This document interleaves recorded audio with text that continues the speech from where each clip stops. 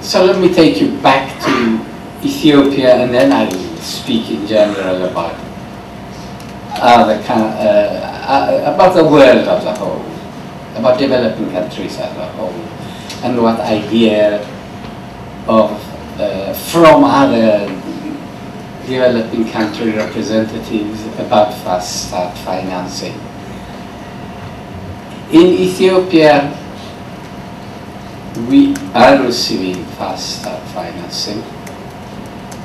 As I said, because of the reason I described, I cannot say this is what we're receiving, but I remember, for example, just off the cuff, that we are at the moment finalizing arrangements with the European Union Commission for a 12 million euro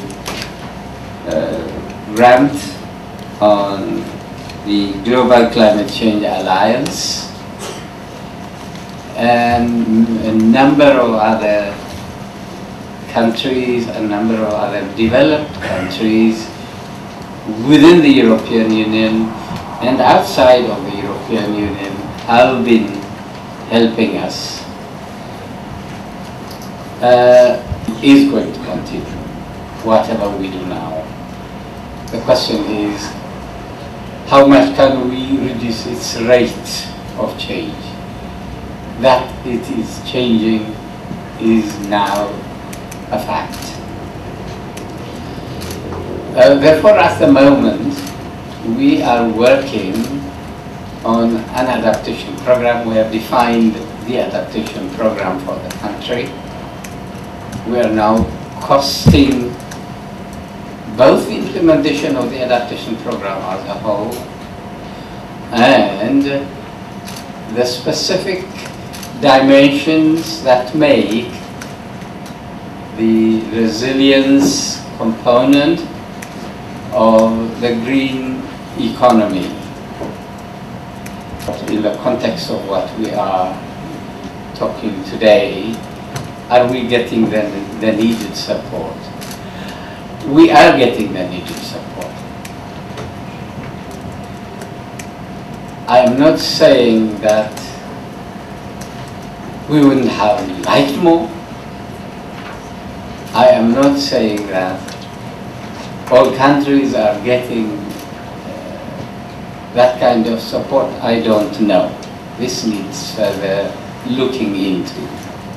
But we are getting, and for those of you interested, more detail, don't think so. I hear many grumbles, many complaints. Now, the complaints could have a reason because there isn't really enough fast start finance being provided. One is a possibility. Two, there isn't the capacity to even ask for it and use it. That also, I realize, is a problem. That is why we always insist that capacity building is an important component of our fight against climate change. If we do not have the capacity to use, even if we were given, we wouldn't know how to take it. But thirdly, I understand any money has to be kept carefully, to be given carefully, to be checked in that it is being put into the right use. But that means very often massive bureaucracy. Is the bureaucracy too much? Many complain that it is. Could it be simplified? I am a scientist, I don't know. But on the one hand, I do not want money to be abused in the name of being used. Therefore, the necessary caution has to be put in place. On the other hand, if that caution is so heavy that it makes using that money impossible, obviously it's a stumbling block. Now, what is the truth? Secondly, we're talking of Fast Start Finance 3 years, from 2010 to 2012. 3 years is really a very short time. And it has inbuilt complications. It is only going to be meaningful in the long term. How 100 billion, or will it stay the same, or possibly even reduce, and in 2020 come up? Of course, the intention, as I understood it, in Copenhagen and in Cancun, is the Fast Start Finance is the beginning and then a steady increase to 2020. Having said that, I want to add one dimension and possibly then stop, but I'd be very happy to react to questions. And that is a question raised very often, is what is being given as fast start really fast start? Is it really new and additional? Or is it what had been planned as overseas development assistance being dubbed a new name? I think this question can only be answered through a transparent and thorough auditing, respecting commitments, and making sure that transparency exists to see that commitments are respected on both sides. And the table I saw earlier available.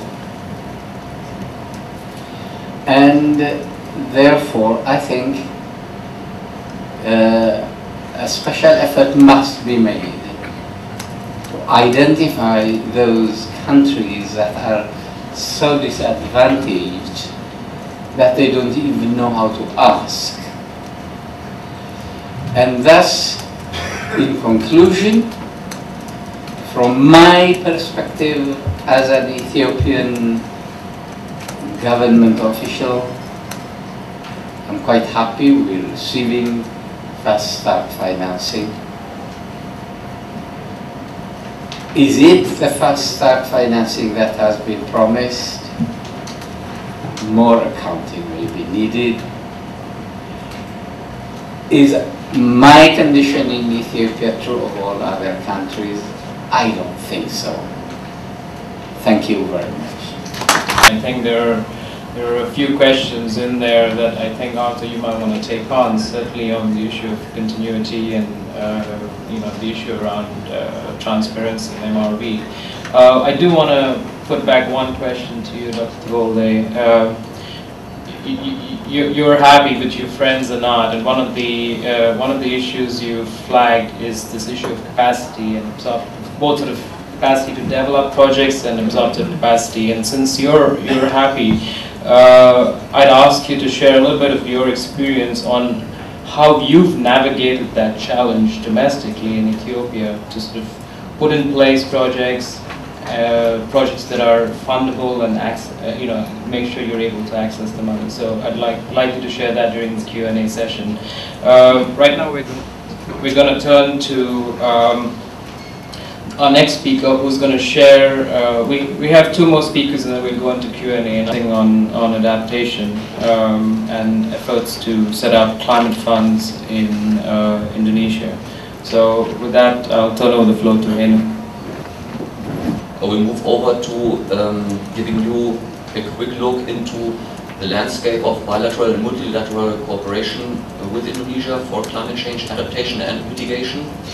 And the last point will be some reflections about how does fast start finance come in here, and some observations and suggestions. The Indonesian government has committed to reduce emissions of greenhouse gases by 26% compared to a business as usual scenario until the year 2020 out of own budgets, and up to 41% in case of international support. The planning document is coming out now is the National Action Plan for Mitigation, outlining what kind of actions in what sectors and on what government level shall be taken to achieve this target. We speak about vulnerability and adaptation. The Indonesian government produced a roadmap how to address the challenges related to vulnerability and adaptation. Basically 4 sectors: sea level rise, coastal zone management, water management, agriculture and health. These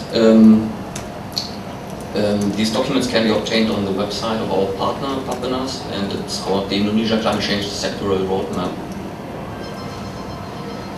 So if we know now what the policy framework looks like, and to speak about fast start finance, we have to go through first one thing about the donor mapping of climate change, which you can see here. This is a list that we compiled, and it's basically showing you what sectors, what agencies, what is the target area, what's the objective, and what's the volume that was funded so far.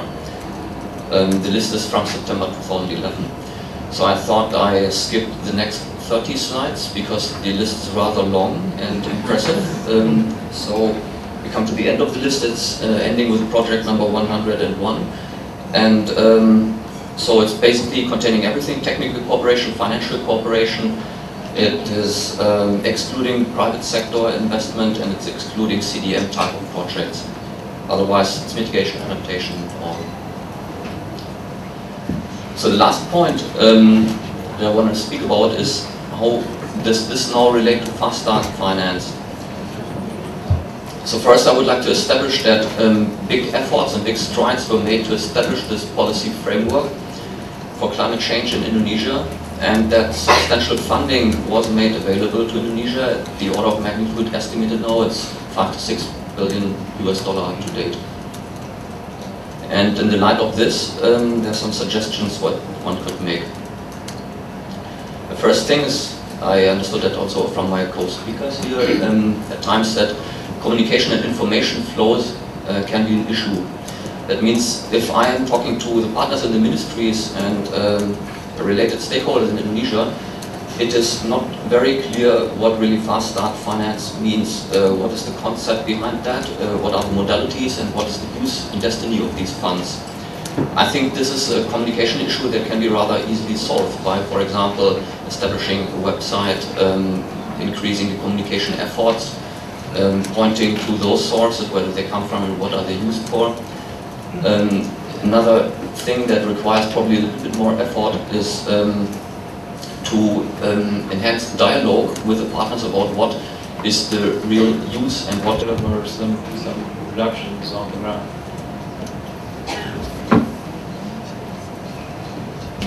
Presenting what the objectives of the UN-RED program. The UN-RED program was set up on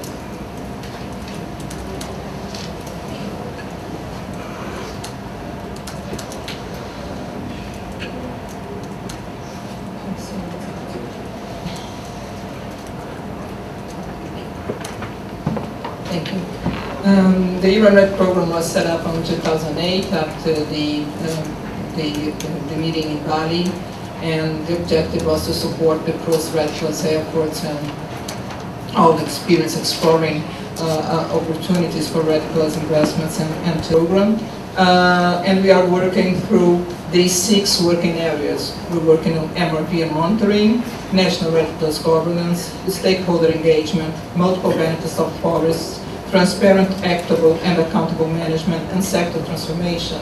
And the reason for these 6 working areas is basically to help countries not only to address what is there established by the Cancun agreements, but also to develop a governance system that will allow them to access funds and to better implement projects and strategies that will allow. Is that the UN RED program is a joint action by 3 UN agencies, FAO, I'm FAO for example, FAO, UNDP, and UNEP. So the 3 UN agencies are also part of the fund. So here I think it's the more clear picture on what we have been doing in terms of disbursements. So if you look at our portfolio, we have all the countries we are supporting directly, and the last line is the global program that I mentioned before, which accounts for $50 million US. So basically it's 50% today is for 2 countries by being able to support more national programs. And you the commitments that it made on fast start finance in Copenhagen, despite actually the very deep economic crisis that it's in. But as Dr. Tewolde pointed out, there's still question marks about how much of this money is really new money, and for us that really shows the need to make progress on new and innovative finance sources to make sure that finance is really new and additional and scalable and reliable. So my question, I guess, to the European Union is what your priorities are, and potentially also for the countries represented here, Ethiopia and Samoa, what your priorities are to get finance scaled up after 2013, and particularly which sources do you envisage can deliver the kind of finance that is needed for climate finance? Thank you. That actually I was going to ask about the same question. So how can we ensure that the money going to developing countries are really new and additional money? And how can you manage to give that money as promised, given the difficult economic situations in Europe? Thank you. Policy Center. My question is to Arthur. You reported that... Can you tell us your name, please? Mungeta Yelu from African Climate Policy Center. You reported that in 2010 and 2011, the total amount of money allocated for fast start finance is about 4.68. I'm particularly surprised that the mobilization of fast start finance for these 2 financial years is the same, particularly considering the fact that mobilization of fast start finance is not centrally decided in the European Union. I need clarification on the following points. This report, does it include what you have reported to the UNFCCC and what's published in August 2011? Or is it additional to that report? If it is additional, does it mean that none of the projects in the August report are included in the 2011 report? What is European Union? With your question that you put to me at the beginning, partly it was already responded to by my colleague from UN RED in terms of disbursement. How long does it take that projects really disperse money? I think you really need to understand the project cycle of many of these programs and the type of projects that are being supported. There's certain types of projects where you can move rather quickly. For instance, if you buy 100 cars, that is something I can do relatively quickly. I need a financing decision in Brussels. It might take half a year in order to get that.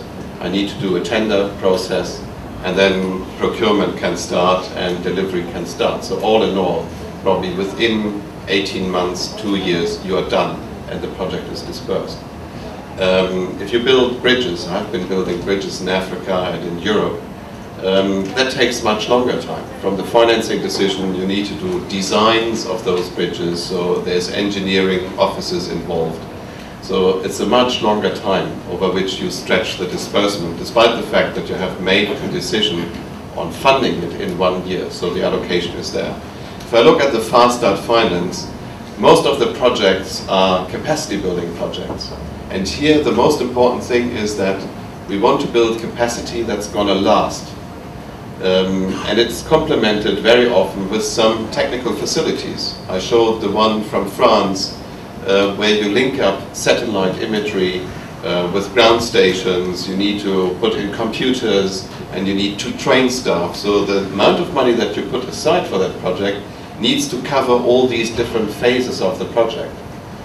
And again, if you start a project the first year, most of it is my negotiations with my Samoan partner, with my Ethiopian partner, to say, how should this project look like? Because we want to do that in partnership. It's not something where we say, oh, we are going to fund that because I believe in Brussels that's a good idea of doing it. No, it requires a dialogue. So relatively little money is spent. When you have made the decision, the first year, you need to prepare. You need to find, okay, who's going to run the project? So if I would roughly say, for those types of projects, if that is a kind of 2 to 3 year adventure together, then maybe the first year I will only spend 10% of the project money. The second year, maybe an additional 30, then 40, and then there's some final payments to be done after the end of the project that might only occur in year 4. So that's the kind of project cycle you think of. And those of us who have been involved in these projects, who deal with government budgets, that's the kind of cycle you're thinking of. So it means that Fast Start Finance will have an impact that goes well beyond the year when you have committed the money. It's an engagement with the developing country for a certain period of time. And I believe it needs to be 2 years, 3 years in order to really build capacity. It's not kind of, okay, you go in and you go out the next day. That's not going to work. I think that was an approach we have tried maybe, I think in the early 60s maybe, but that didn't work that well, I think. So we need to have this longer term engagement to make sure that the impact, the effect of the project is sustainable. Coming to the one question that has always been asked is, what is new and additional, and is it new and additional? We all know that there is no definition in terms of what is new and additional. And even within the European Union, different member states use different definitions in terms of what new and additional is. For the European Commission, the Fast Start money we are giving, that was money that was not budgeted for the purposes of development cooperation. It was money that comes from what is called the budget margin, which is unallocated at the beginning of the year, so that you are able to react to something that you don't know in advance. So finance is something that is there for 3 years, 2010, 11, and 12. What's going to happen afterwards? And I believe I share roughly what Dr. Tevolde was saying. I believe that we have the pledge for the 100 billion in the year 2020, and there should be a gradual scaling up happening over time. Some of you have been asking, how is that possible in the European Union with your current difficult situation? Maybe these days we have to go to China to borrow some money in order to put it into Fast Start Finance. It's not that bad at the present point in time, but who knows what's going to come tomorrow. But what I can say is that there's a lot of public support to help in the fight against climate change. And we in Europe know that it's just not sufficient to do it in Europe alone. You need to work with your partners. You see, if you just look at the statistics from 1990 since today, everybody is saying emissions are growing, growing, growing, growing overall everywhere in the world, except for Europe. Since 1990, emissions are going down, down, down, and down. So it's not Europe is the problem, I think everybody outside Europe is the problem. So we'll have to work with you, all of you, in order to make sure that we get rid of that problem and that we solve that. Then comes the question, where do we find the money, the sources? And there we will have to be innovative, looking at that. I think there's many things that have been put onto the table as potential sources. We hear people talking about money that could come from shipping, international shipping, for instance. There could be sources like financial transaction taxes. So these are things that are under discussion. But the sources discussion is only one side of the coin. I believe that the other side is much more important. On what are you going to spend the money? And that is something that I'm not sure right now. Because when we made, I think, the $100 billion pledge in Copenhagen, let's say our understanding in Europe at least was that this was in the context of meaningful mitigation. For us, meaningful mitigation means you are on track to 2 degrees. So now we are told we are not on track to 2 degrees. So my question then is, what do we need all the money for? So we will have to have a discussion in terms of mitigation and adaptation, and then to have a secondary discussion on finance, how much is really required for those actions we really want to do in terms of putting pledges onto the table. And I think that's particularly important for the years after Fast Start Finance. I believe we will have to spend a lot of money in helping developing countries implementing the Cancun agreements and the pledges they have made under Cancun. That also means that developing countries need to get ready to say, oh, what are our NAMAs where we need support for? So this project pipeline that needs to be built up so that there's projects that are ready at a certain point in time that then can receive the finance. So it's also a matter of synchronization of 2 different processes. One is the mobilization of money and one is the channeling of money. Because one thing is that we cannot afford in Europe, and that is parking money on bank accounts and just leaving it there for 10 months. That no finance minister in Europe at this present point in time is going to approve of. So, this information you have received today is new information, and it reports about the 2011 allocation of Fast Start Finance. What you will find on the web page of the UNFCCC, that is the information that was contained in the report we made in May to the UNFCCC. So it only concerns the projects from last year.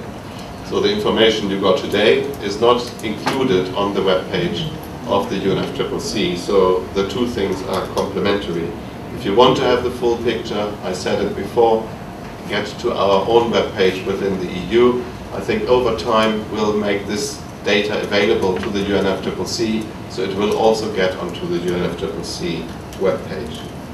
And the last question was, can you talk about new finance when you talk about a project that has already started in the year 2007?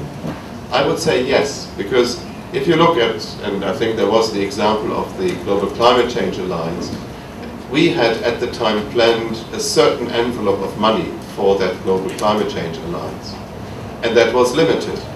And what was possible with the additional Fast Start Finance is to bring more money to that alliance in order to broaden the participation, to bring in more countries. So that was able through Fast Start Finance. I think what we saw when implementing the project is that many countries were quite happy in the way it is done, in the way it is implemented, what the topics are that are being supported.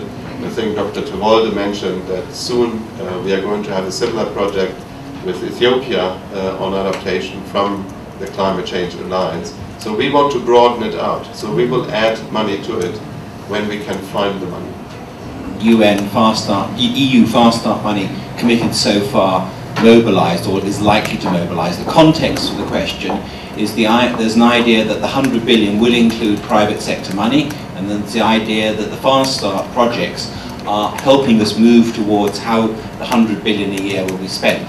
So we addressed the donors, the Italian cooperation about the issue. They were as surprised as we were that this was actually money under Fast Start Finance. And long before Copenhagen and long before 2007, Lebanon benefited from donations, grants and loans from the EU. In many other projects, we've always benefited for projects in waste management or in flood management. And so the projects that came after 2009 are just as, are also in waste management, water resources, flood management. So again, how new and additional this is. And if you see the trend, projects are not increasing. We're still having the same amounts of projects, but now they are under, if I can say, package over Fast Start Finance. Thank you. Thank you. I was wondering when someone was going to challenge that list. I think you've raised actually two questions. I think another question that you have implicitly raised is the ability of developing countries to track inflows and actually be able to say this is indeed climate finance or this is indeed fast finance, and there's clearly a capacity issue there as well. So I'd like for you to address that as well, Lena. And I know there are a number of member state representatives in the room, so I think please do weigh in and support Lena if you need to respond to any of these questions. I'm going to do one more round of questions, but this time not for the European Union or European Commission, but for some of the other members of the panel. So does anyone have questions for other members of the panel? Right over here.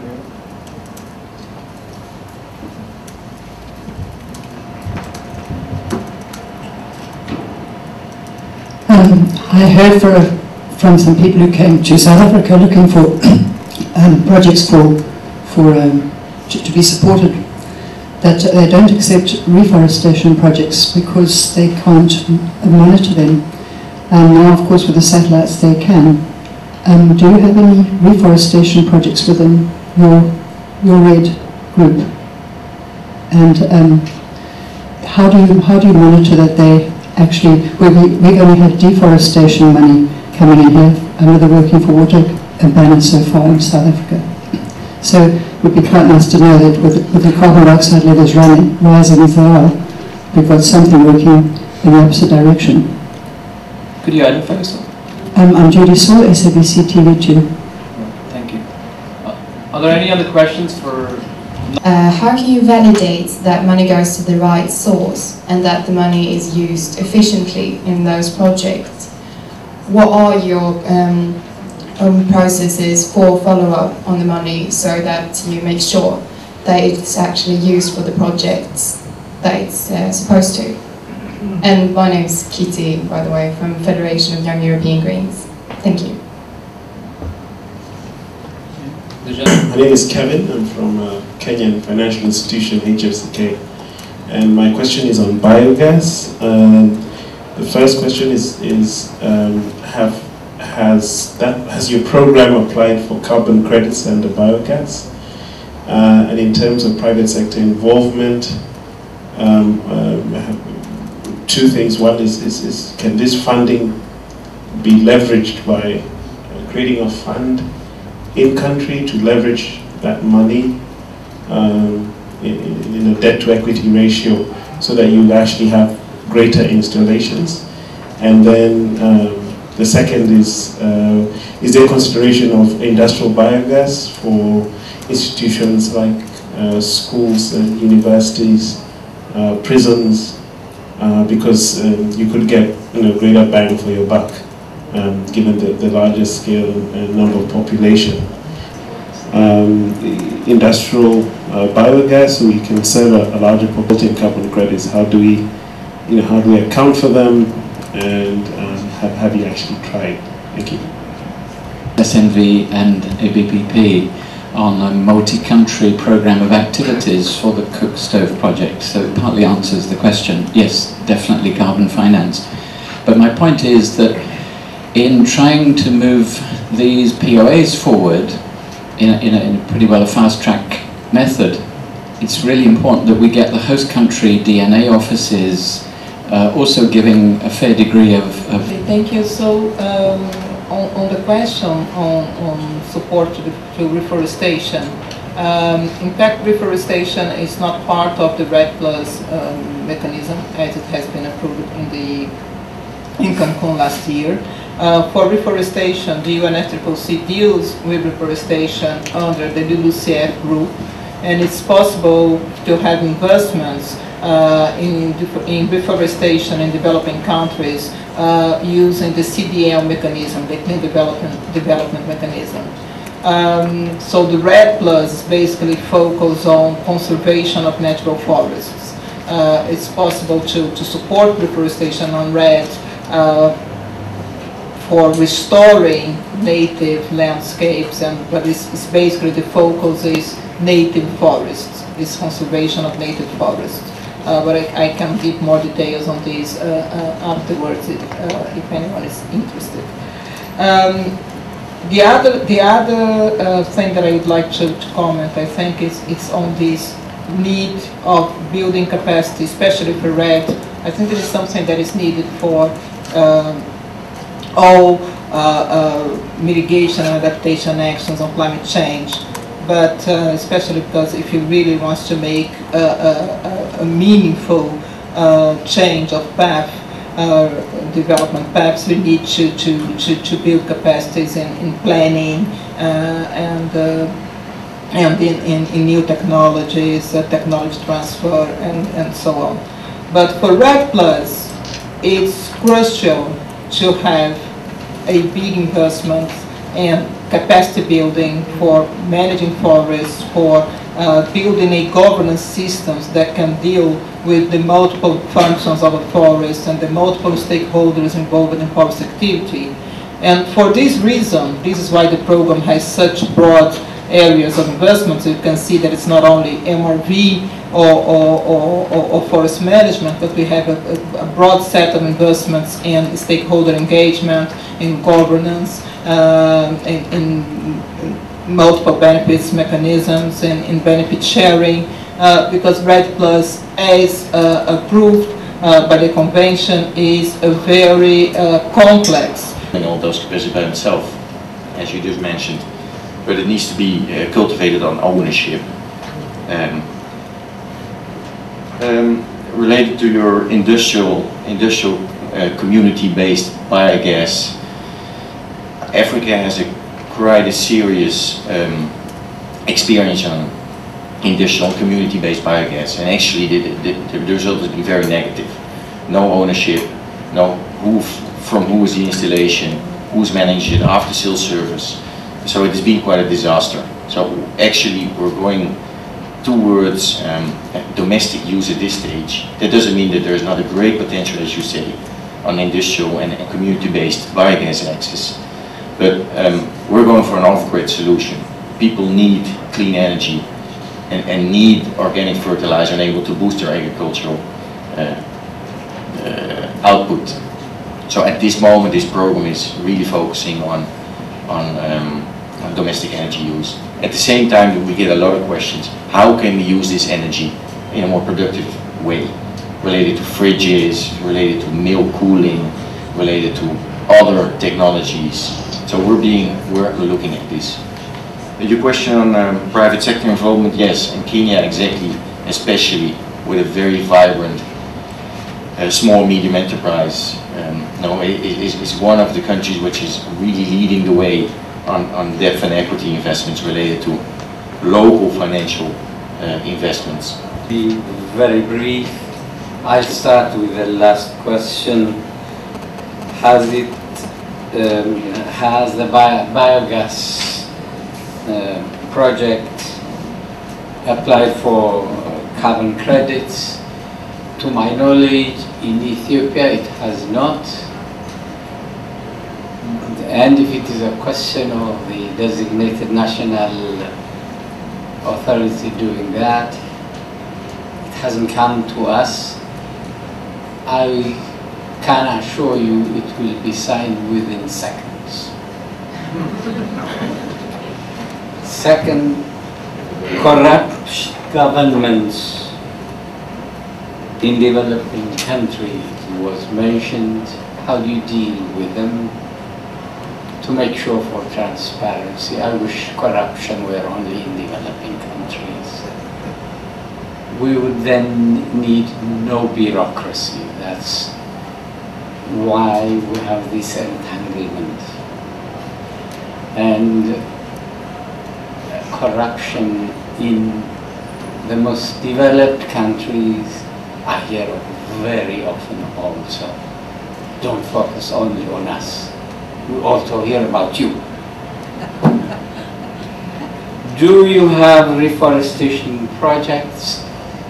Yes, in Ethiopia for the last 4 years or so, we've been not only enclosing areas for natural reforestation, but planting trees has been very extensive. Last rainy season, the number of trees planted was 3.6 billion, the highest in the world. A country of 85 million, planting 3.6 billion trees. Before that, it was a little less. We will continue planting more. We can talk of what can be done in that direction. Thank you. Or can be safeguarded that there would be a minimum corruption? I mean, the word that comes to my mind is MRV there, and I think that if you measure, report and verify on your financial flows and the use of the finance in countries, then I think you cannot totally avoid that there will be corruption, of course, but you can make it more transparent and you're able to account better what was used with the funds. So I think if you would increase efforts to build up MRV systems for financial flows, that would be a good thing. Thank you.